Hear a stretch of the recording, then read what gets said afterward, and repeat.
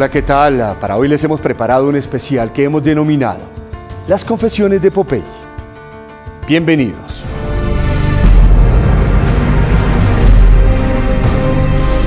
John Jairo Velázquez Vázquez, más conocido como Popeye, fue uno de los más avesados sicarios de Pablo Escobar. Compartió con él la última parte de su vida, fue su guardaespaldas personal y testigo como pocos de la cotidianidad del jefe del cartel de Medellín. En octubre de 2012, Popeye cumplió 20 años preso por su participación en más de 250 asesinatos. Su testimonio ha logrado desempantanar importantes procesos, como en el caso de Luis Carlos Galán, y reorientar otros como el asesinato de Carlos Pizarro del M-19. Durante los últimos 3 años he tenido la oportunidad de entrevistarlo en 6 ocasiones en la cárcel de máxima seguridad de Cómbita en Boyacá.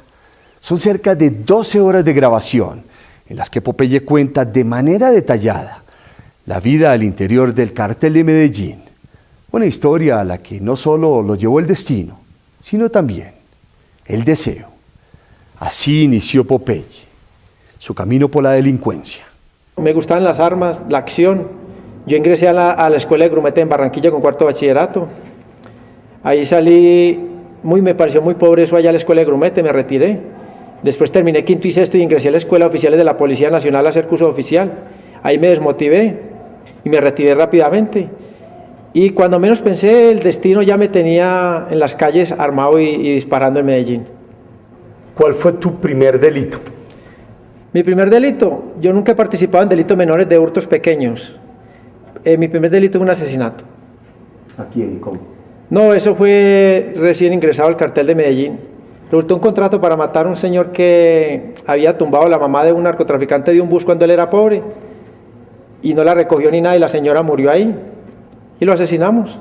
Y ese fue como mi bautizo en la mafia. Un contrato menor.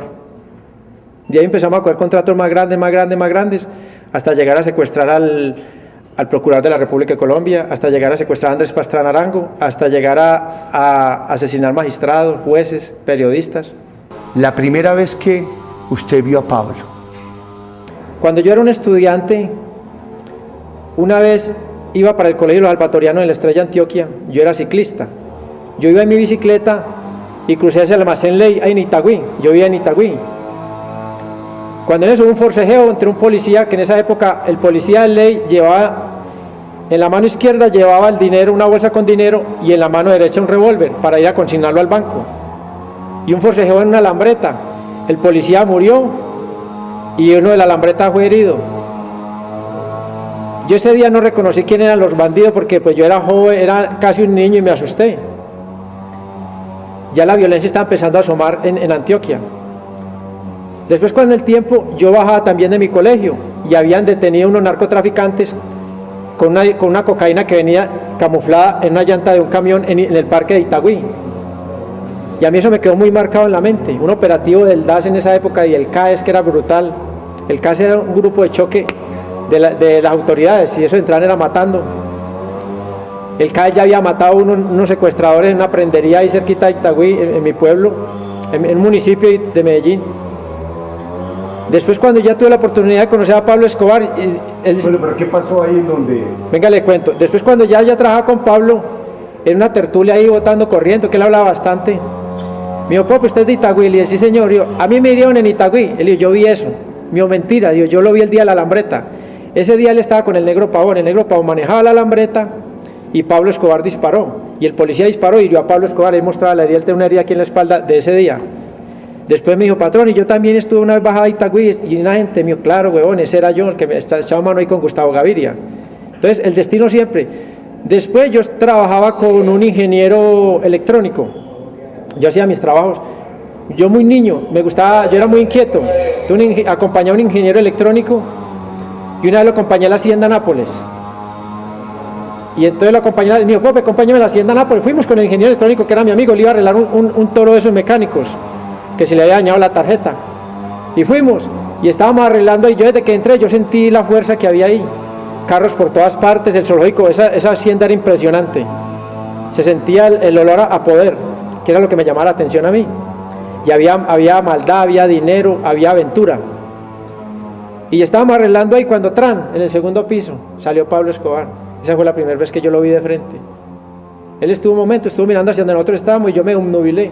Bueno, indiscutiblemente ese deseo de trabajar con Pablo Escobar lo llevaría a cumplir su sueño. Yo estaba en mi barrio, en el Éxito de Colombia, y un amigo me ofreció trabajo de escolta y de conductor de una niña rica del barrio El Poblado, que es el barrio Estrato 6 en Medellín. Y yo me fui a trabajar allá, a cumplir con mis labores de guardaespaldas y de chofer, y esa niña era amante de Pablo Escobar. Y ahí me vinculé con Pablo Escobar. Y siempre he sido buen trabajador. Entonces al patrón le gustó mi trabajo por responsable, porque era muy respetuoso con la niña. Y fui y le dije, patrón, mijo, ¿qué está haciendo aquí Popeye? Y me dijo, patrón, pues yo no tengo trabajo ni nada, y yo conozco todas sus caletas, usted verá si me mata o me da trabajo. Y entonces me dijo, ¿y usted sabe manejar las armas? Y yo, sí, señor. Y le gusta matar y sabe matar, y sí, yo sé matar. Bueno, Popeye vivió muy de cerca con Pablo Escobar y llegó a conocerlo como pocas personas. Lo consideró su Dios y así era, según Popeye, Pablo Escobar, el jefe de sus sicarios. Mire, Pablo era un hombre, un témpano de hielo. Él era amable. Él, para tomar la decisión de matar a uno de sus hombres, lo pensaba mucho. Y muchas veces lo consultaba con la otra gente y le decía, mire el problema que hay. Hacía que todo el mundo se diera cuenta. Él pensaba mucho en eso y respaldaba mucho a sus bandidos. Cuando había un problema entre un narcotraficante y un bandido, él se iba al lado del bandido y atacaba al narcotraficante. Él era un hombre bien hablado, a toda hora no estaba utilizando palabras oeces. Él a veces salía de casilla y utilizaba mucho el hijo de puta. Pero no era un hombre saltado así que se saliera a botar al switch, no, muy mesurado, tranquilo. Nunca le conocí el miedo. Cuando estaban las autoridades encima, él era muy tranquilo. Él dije, esperemos que nosotros sí éramos nerviosos, porque eran jóvenes, caballos de paso, briosos, ganas de dar bala con el gatillo caliente, pero él no era mesurado. Él tomaba las decisiones fuertes, sí, pero era un hombre muy tranquilo y educado. Pablo Escobar, ya uno lo hería, ni lo visitaba a la casa cuando se podía, sí, él estaba pendiente de uno. Si uno cometía un error, le hablaba como un amigo. Pablo Escobar, nosotros no lo traicionamos nunca en la vida por eso, porque era buen tipo, excelente ser humano Pablo Escobar. En las relaciones interpersonales, 1A. Se preocupaba por si a uno le mataban un bandido, un sicario, el día, Pope, vaya a comprar una casita a la mamá, ayúdelo, mire esto, usted cómo está, ¿sí me entiende? Una vez me avaliaron a mí aquí en este brazo que me cogió la arteria y estaba casi como, ya como que con la pijama de madera, allá me fui a visitar el hombre. Yo a Pablo Escobar nunca le conocí un mueble, le conocí cocaína, dólares, muertos, secuestrados, una pistola que tenía, armas y no más. Yo nunca lo vi cargando una cama o que le guardara los muebles, él botaba todas esas huevonadas. La que manejaba los muebles era doña Tata, la esposa, para dormir don Pablo. Él llega y se tiraba en un colchón en el suelo, él era un guerrero. Si había un pedazo de gaseosa con un pedazo de salchichón, eso comíamos. Si había caviar comíamos. Si era una arepa de un campesino que nos la vendía, y le comprábamos la gallina y nos la mataba y comíamos, eso comíamos. Y quizá con esa forma de ser con sus sicarios, Pablo Escobar se ganó el cariño, el respeto y sobre todo la lealtad de miles de muchachos de las comunas de Medellín que lo convirtieron en uno de los hombres más peligrosos del mundo. Todo el mundo piensa, dice, no, Pablo Escobar era el superputas, el superhombre, el superbandido, el superasesino. Sí, claro, la mente de él era muy potente y él era más guapo que todos nosotros, pero él era un gran hombre para el crimen, que estaba en una silla sentado en las montañas de Antioquia o en las caletas antioqueñas. Pero los que lo hicimos grande a Pablo Escobar fuimos los que salimos a matar por todo el mundo para la organización de él. Él se hizo grande por personas como Pinina, Yohai Arias Tancón, como Ricardo Prisco Lopera, como el Arete. Se hizo grande como el Chopo, que era un bandido, gran bandido. Se hizo grande como Tyson, como Giovanni Lopera Zavala, como hombres como Popeye.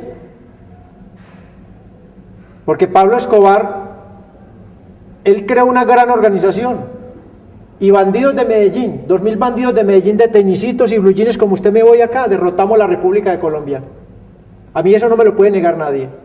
Porque el poder en la mafia era piramidal. Él está arriba en la pirámide y usted ha visto que una pirámide aquí es pequeñito. Y la base es muy grande. La base éramos nosotros. Lo hicimos grande a él, entre comillas. Y creamos el nombre de Pablo Escobar. Y él figura en el almanaque mundial como el asesino más grande civil del siglo XX. Pero él no mató personas, lo matábamos nosotros. Él daba las órdenes y conseguía el dinero y colocaba la mente. Bueno, hacemos una pausa y ya regresamos con más, mucho más de las confesiones de Popeye.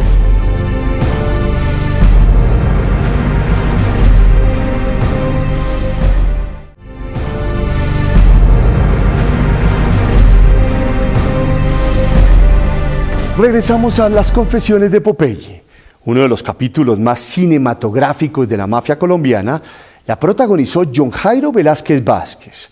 Pues para probarle su lealtad a Pablo Escobar, Popeye mató a la mujer que amaba. Resulta que el patrón tenía una mujer que llamaba Wendy Chavarriaga Gil. Todo esto lo tengo aquí, usted no me ve con apuntes por ninguna parte, ni yo estaba preparado para su venida. Wendy Chavarriaga Gil era una mujer espectacular de Medellín, que era otra mujer que el patrón tenía, aparte de doña Tata, doña María Victoria Henao, aparte, escondida del hogar. Una hembra súper tesa, una loca de las discotecas, la mujer más bella de Medellín. 1,90, unas piernas espectaculares que la era del cuello, una cosa, una locura. Doña Wendy se emocionó y se hizo embarazar del patrón. El patrón le tenía prohibido eso. El patrón le mandó 4 bandidos y un médico y le acabaron el bebé. Doña Wendy, y el patrón se separó de ella. Doña Wendy empezó a hablar pestes del patrón por todas las discotecas de Medellín y el patrón le mandó una razón diciéndole: si sigue hablando maricada, la mato. Dejó de hablar tonterías. Después doña Wendy coge un bobo como yo y lo enreda. Pues yo un día me lo encuentro en una discoteca y me enreda doña Wendy a mí, yo le cuento al patrón. ¿Cómo así? Pues un día me lo encuentro en una discoteca. ¿Y usted estuvo con Wendy? Claro, y nos hicimos novios, porque yo me nubilé. Una mujer fina. Y yo venía, pues yo realmente soy de clase media alta, me dejé un nubilado porque era espectacular. ¿Con la ex del patrón? Claro, con doña Wendy, claro, y tuve una relación con ella como de 7 meses. Entonces el patrón me dice a mí: tenga cuidado con Wendy. Le agradezco. ¿No le dijo nada más? No, mío, tenga mucho cuidado, Popeye. Es cierto que hace muy bueno el amor y el patrón es espectacular. Digo, pero tenga cuidado. Me dijo, tenga cuidado, Popeye. Y en ese momento el patrón me entra a controlarme a mí. Ya le empieza a tocarse conmigo, yo empiezo a ver cosas raras. Pues yo sigo normal. Y yo siempre guardaba esa prevención, que estábamos en plena guerra muy fuerte, de no decirle a nadie que yo me veía con el patrón. Y ella sí me preguntaba muy sutilmente: ve, ¿y cuándo vas con de Pablo? ¿Para qué tal cosa? Le dije: no me está saliendo, estoy esperando que me llame. Y yo me veía con él todos los días. Yo salía de ahí y me metía para la caleta. Ya Wendy estaba cooperando con el bloque de búsqueda, porque ella realmente tenía una venganza con Pablo Escobar. Y una mujer herida es lo más peligroso que hay, es más peligrosa que Pablo Escobar 100 veces. El patrón, cuando llega un día a la caleta y me muestra una grabación de Wendy hablando con un capitán del bloque de búsqueda, me dice: don Popeye, ya sabe lo que tiene que hacer. Me tocó a mí ir a matar a doña Wendy, amándola con todo el alma, estaba enamorado. Yo no fui capaz de matarla, le mandé el asesino de confianza mío, le puse la cita y la matamos, al frente del Centro Comercial Oviedo. Entonces el patrón, ¿Cómo la mataron? yo le puse una cita a bala, yo la vi morir. Cuéntame. No, yo como estaba en la persecución, yo tenía la seguridad mía. Yo andaba con 10 hombres, estábamos todos enfusilados, porque cuando eso nos encontramos con la policía nos damos de frente. Entonces yo le puse la cita, ella llegó a un restaurante que se llama Palos de Moguer. Yo la llamé de un teléfono cuando no existían los celulares y unos teléfonos de Leda. Ahí la pasaron y cuando pasó al teléfono, el muchacho mío la conocía y la inició con revólver y la remató con una pistola. Cuando estaba contestando el teléfono. Cuando estaba contestando yo la vi por aquí, los dos ecos. ¿Y usted la vio cuando la estaban matando? Sí, claro, yo la vi ahí de esos cercaditos así del restaurante, yo estaba ahí retiradito, pero la veía. Entonces el patrón no iba, otra mujer, y eso ya se sabía en Medellín, que el patrón que sabían que la había matado a Popeye, pero decían que era por lo del embarazo. El patrón tenía prohibido a las mujeres de hacer embarazadas, porque el patrón, aparte de ser un bandido, de ser el mayor asesino de la República de Colombia del siglo XX, el patrón tenía una institución que llamaba Su Familia. Él adoraba a doña Tata, a su hija y a su hijo. Él tenía sus relaciones por ahí, porque realmente muchas veces tenía que dejar de ver a doña Tata hasta 1 o 2 meses por la seguridad de doña Tata, y él era un bandido y le gustaba sus hembras buenas y sus cosas, y para eso luchaba y tenía su dinero y sus cosas, y era un varón de tiempo completo, pero respetaba su hogar. Bueno, Popeye se define como un hombre franco, frentero y directo. Incluso con nombre propio habla de otras personas. Es más, de manera fría reconoce su participación en la muerte de 250 personas, pero esa valentía se acaba a la hora de dar los nombres de las mujeres que subían a la cárcel de la catedral, reinas de belleza, actrices, y ni menciona a aquellas que se acostaban con Pablo Escobar. Realmente yo los nombres de las mujeres no los doy, porque realmente pues eso realmente ese tema no lo toco porque pelear con una mujer es muy delicado. A mí suélteme 300 bandidos con ametralladora y fusiles, menos con una mujer. Ese tema es muy delicado. ¿Cómo funciona eso? No, realmente para lo de las prepagos es moderno. Yo vine a conocer las prepagos en la cárcel, pero para la época de Pablo Escobar, pues el patrón tenía sus aviones y tenía un marica que le manejaba eso, un hombre muy manejado, volaba a Miami, Brasil, todo, la Macuá.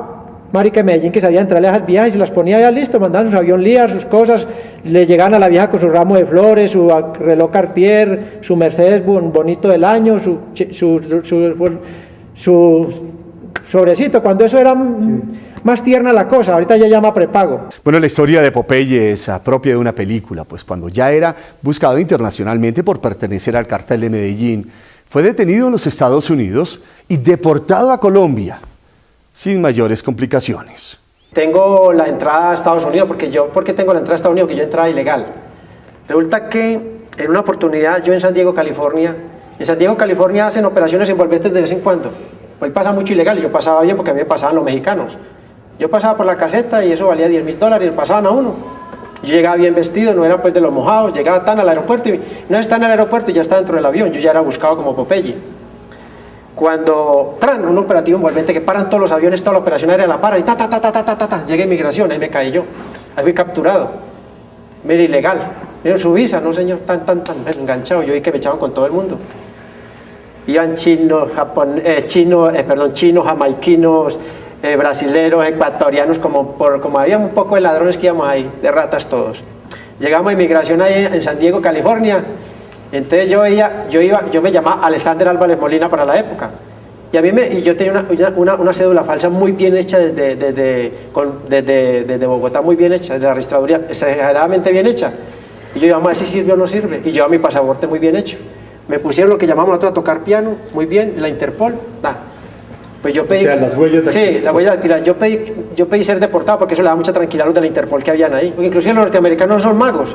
Cuando yo fui capturado, la foto mía estaba ahí detrás del policía que nos estaba registrando. Ahí está la foto mía, la del mugre, la del patrón, porque en todas esas fronteras y en los aeropuertos están las fotos de nosotros. Porque nosotros teníamos tarjeta circular roja en la Interpol. Y era lo más buscado en el mundo, pero yo iba disfrazado. Y la foto realmente era muy vieja y no, tipo no, ya normal. Bueno, este hombre conoció de cerca las entrañas del cartel de Medellín y en los últimos años ha decidido irse lanza en ristre contra Jorge Luis Ochoa Vázquez. Bueno, en varias de nuestras entrevistas ha dicho prácticamente lo mismo.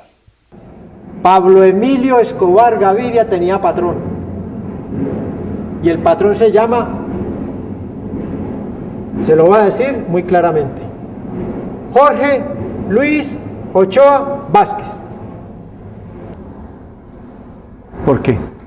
Él lo hizo, lo financió, porque primero fue en el narcotráfico don Jorge Ochoa. Y cuando Pablo Escobar era un bandido en Medellín, él lo industrializó en el narcotráfico, lo financió y lo organizó.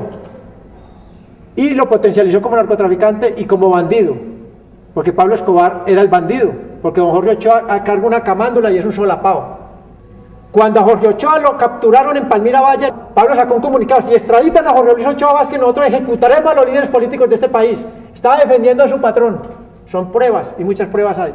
El padre del terrorismo en Colombia se llama Jorge Luis Ochoa Vázquez, porque Jorge Luis Ochoa Vázquez estuvo preso con el que nos enseñó a nosotros a hacer las bombas en Carabanchel, en España, cuando lo detuvieron a finales del año 1984 y él regresa en el año 1986 a Colombia, y en Colombia es liberado más o menos 2 meses después, y en el febrero del año 1987 le trae un gran regalo a Pablo Escobar.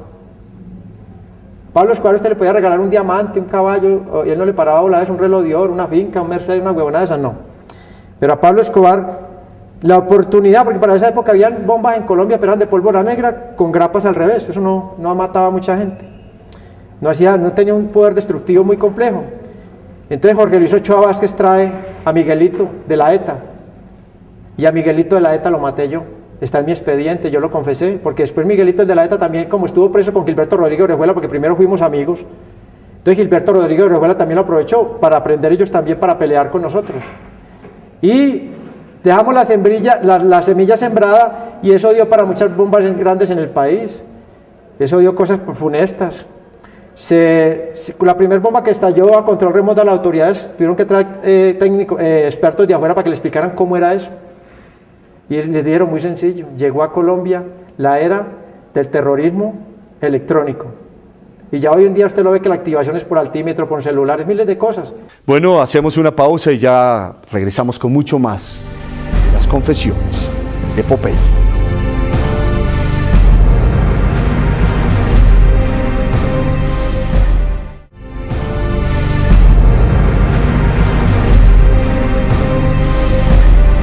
Regresamos con las confesiones de Popeye. Políticamente, Pablo Escobar se identificaba con la ideología de izquierda, pero curiosamente casi logra acabar con el M-19. Pero más curioso aún, tiempo después se convirtió en uno de los mayores aliados de ese grupo subversivo. Pablo Escobar era de izquierda.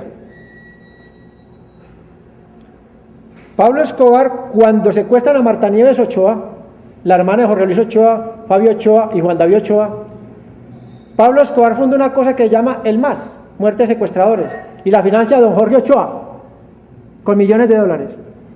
Coloca sus bodegas, sus aviones, sus helicópteros, todo, las fincas, todo, porque las armas las tenía Pablo y los bandidos. Porque don Jorge fulge de camandulero y que no, por Dios, bueno. Se funda el MAS. El MAS acorrala al M-19 en las ciudades. El patrón recibe a Álvaro Fayad. ¿Y en qué quedan? En que paren la guerra. Que no más muertes de líderes de masa del M-19, de gente de las ciudades del M-19, que pare ahí.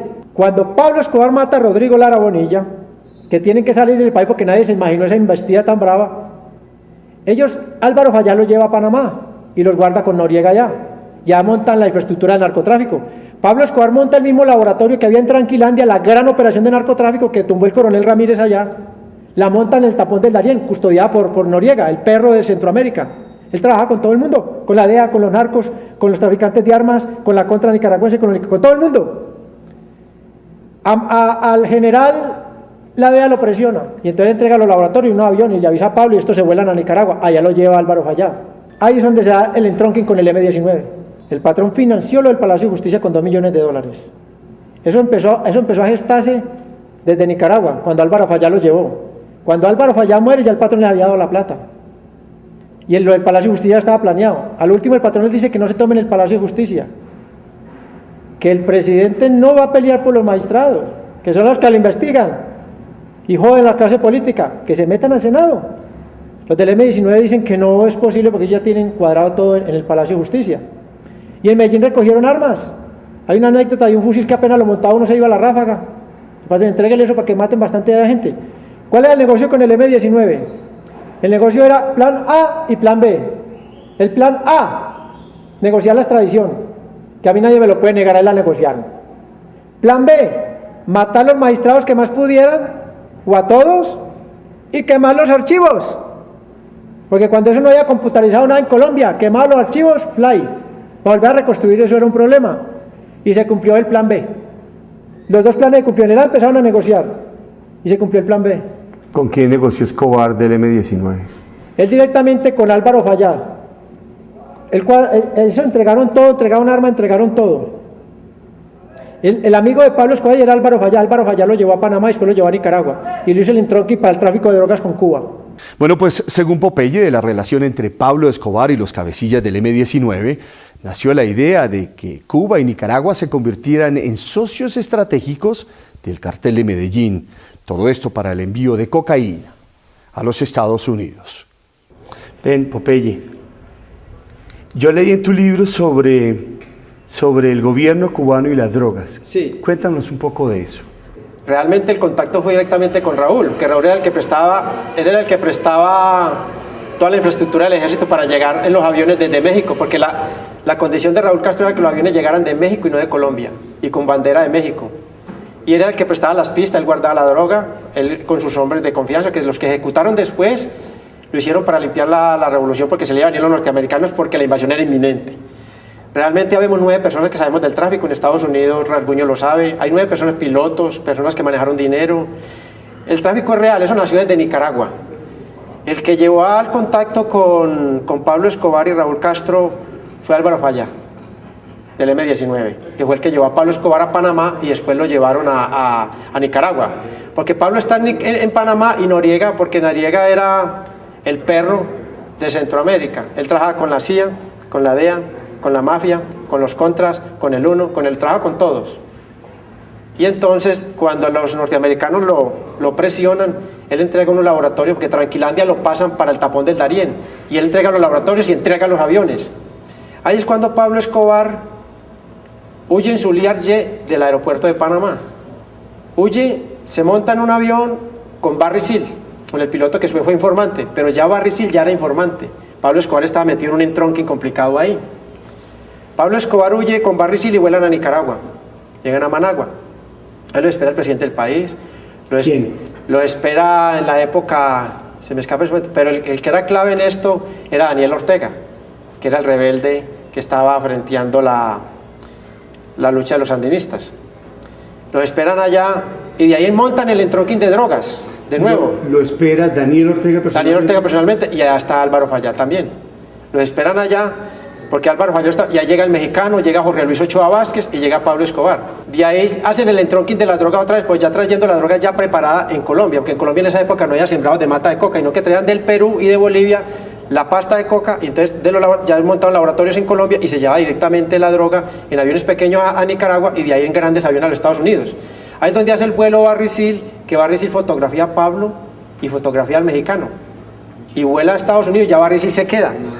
Cuando Pablo Escobar ve a Barry Seal en las noticias que es informante, y Barry Seal, y Pablo Escobar sale inmediatamente de Nicaragua y llega al aeropuerto de Medellín, porque la pista de Pablo Escobar no tenía autonomía para el LIAR. Llega al aeropuerto de Medellín, inmediatamente va en un helicóptero y se esconde ya en su infraestructura y no vuelve a salir. Se da cuenta que está en mucho peligro.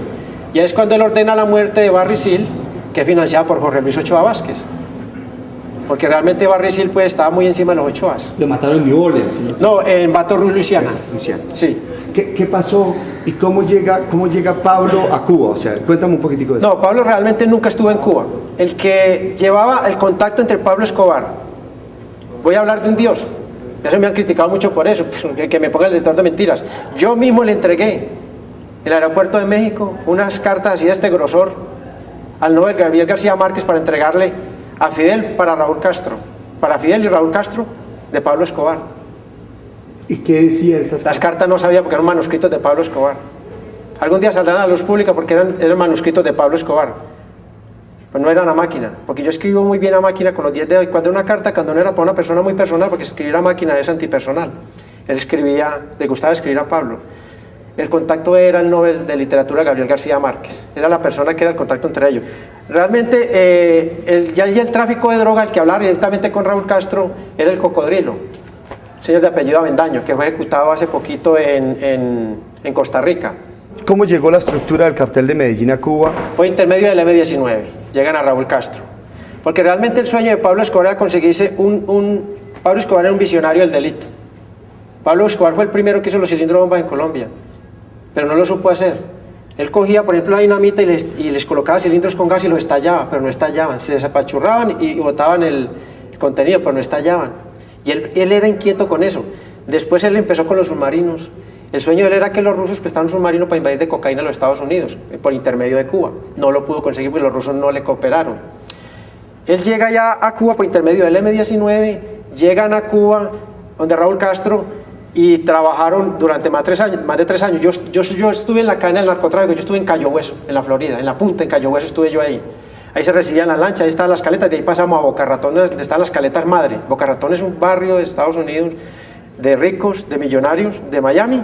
En Boca Ratón les digamos un manejo de eso profesional, bien hecho, nada de cadenas de oro, nada, sino entramos, salíamos como salen las personas a trabajar en los Estados Unidos y entrábamos a almorzar y volvíamos. Solamente era la única salida de la caleta y ya se sacaba la droga, hoy se entraba. Era una cosa bien manejada profesionalmente. El tráfico de drogas dejó más de $100 millones para la Revolución Cubana. Es real, lo de los cubanos es real y fue con Raúl Castro. Raúl Castro enviaba a 2 cubanos a Medellín, nosotros recogíamos los cubanos, los llevábamos donde Pablo Escobar y hablaban directamente. Inclusive Raúl Castro le mandó un arma de la revolución a Pablo, de regalo. Por Cuba no se manejaba el dinero que se manejaba en Cuba era para pagar todo lo que ellos cobraban ahí. pero realmente la droga entraba a Miami, se comercializaba en Miami y el dinero se traía a Medellín. ¿Y cómo hacían ustedes para hacerles llegar ese dinero, los 100 millones de dólares que me dices? Los 100 millones no es de una sola vez, no. Durante todo el tráfico. ¿Cuánto duró esto? Más de 3 años. Bueno, hacemos otra pausa y ya regresamos con mucho más de las confesiones de Popeye.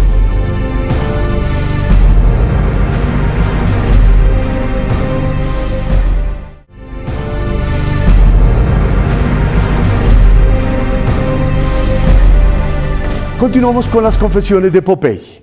Pablo Escobar a lo único que le temía en la vida era un calabozo en los Estados Unidos.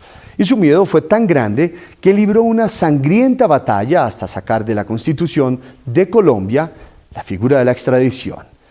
En esa guerra murieron colombianos muy valiosos como el director del periódico El Espectador, Guillermo Cano, en diciembre de 1986.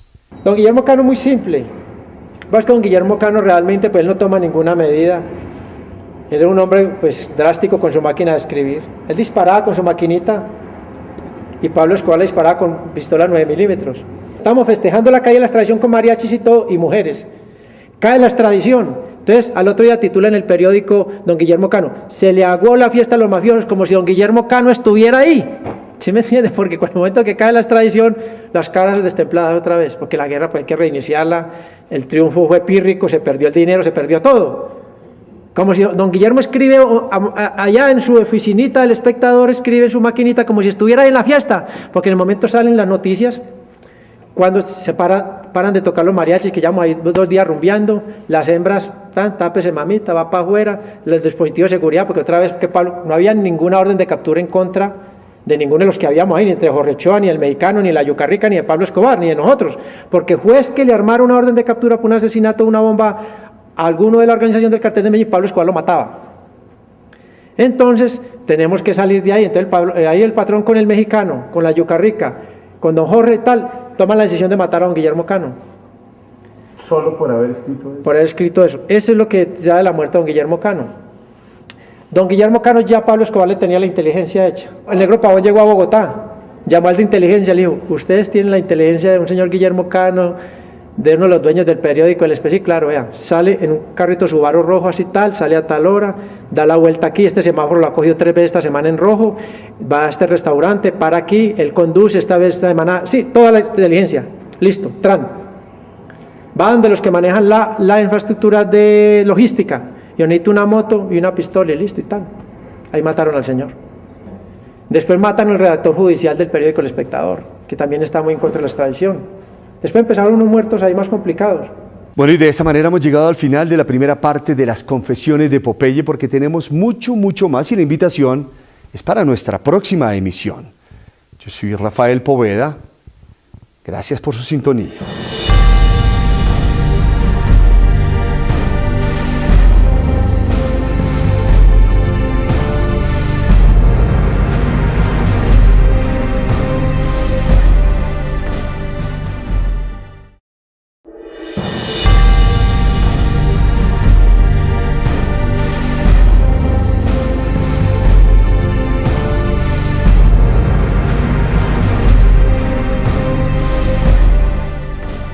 Hola, ¿qué tal? Para hoy les hemos preparado un especial que hemos denominado Las Confesiones de Popeye. Bienvenidos.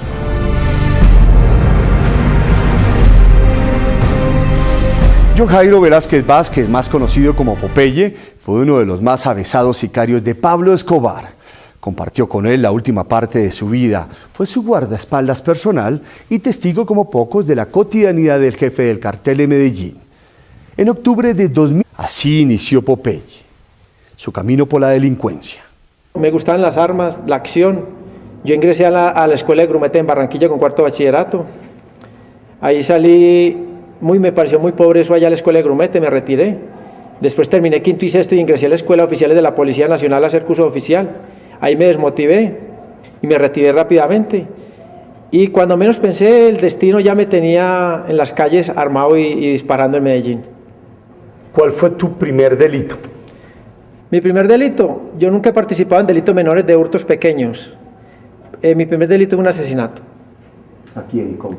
No, eso fue recién ingresado al cartel de Medellín. En 2012, Popeye cumplió 20 años preso por su participación en más de 250 asesinatos. Su testimonio ha logrado desempantanar importantes procesos, como en el caso de Luis Carlos Galán, y reorientar otros como el asesinato de Carlos Pizarro del M-19. Durante los últimos 3 años he tenido la oportunidad de entrevistarlo en 6 ocasiones en la cárcel de máxima seguridad de Cómbita en Boyacá. Son cerca de 12 horas de grabación en las que Popeye cuenta de manera detallada la vida al interior del cartel de Medellín. Una historia a la que no solo lo llevó el destino, sino también el deseo. Uy, cuando en eso hubo un forcejeo entre un policía, que en esa época el policía de ley llevaba, en la mano izquierda llevaba el dinero, una bolsa con dinero, y en la mano derecha un revólver para ir a consignarlo al banco. Y un forcejeo en una alambreta. El policía murió y uno de la alambreta fue herido. Yo ese día no reconocí quién eran los bandidos porque pues yo era joven, era casi un niño y me asusté. Ya la violencia estaba empezando a asomar en Antioquia.